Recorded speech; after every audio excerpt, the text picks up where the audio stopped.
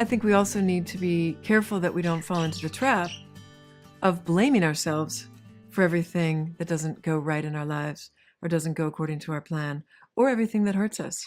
Sometimes things happen. Sometimes it's not your fault. Sometimes you could call it karma, but sometimes it's the other person's karma.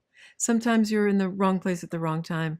And it's just that sometimes, as I said, we have to forgive ourselves so we can both take personal responsibility, but I don't think that means we blame ourselves. We have to be careful that responsibility means from this day forward, I'm responsible for all my thoughts and all my actions.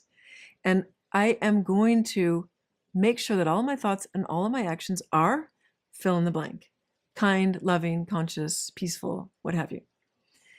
But at the same time, if then something goes wrong, you can't say, oh, I was having negative thoughts and it must be all my fault that this sort of a thing happened.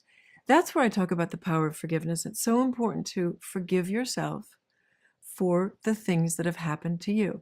Forgive yourself not just for the things that you've done, but forgive yourself for the things that have been done to you. You are not a victim.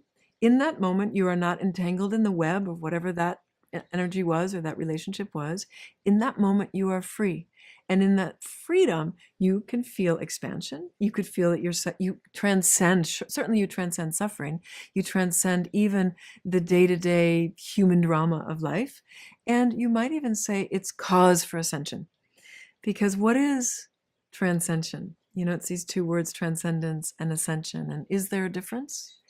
Yoga talks about bringing us into a state of balance, a state of equilibrium, where Ayurveda would say all healing occurs. In other words, balance or equilibrium is necessary for healing, spontaneous healing to occur.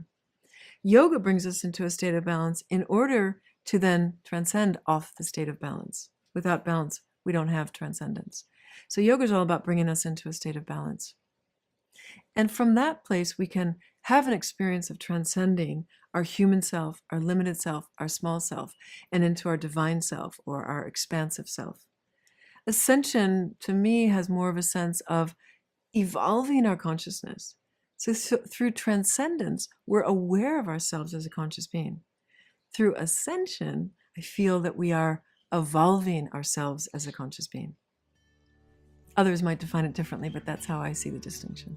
Transcension, well, we have it all.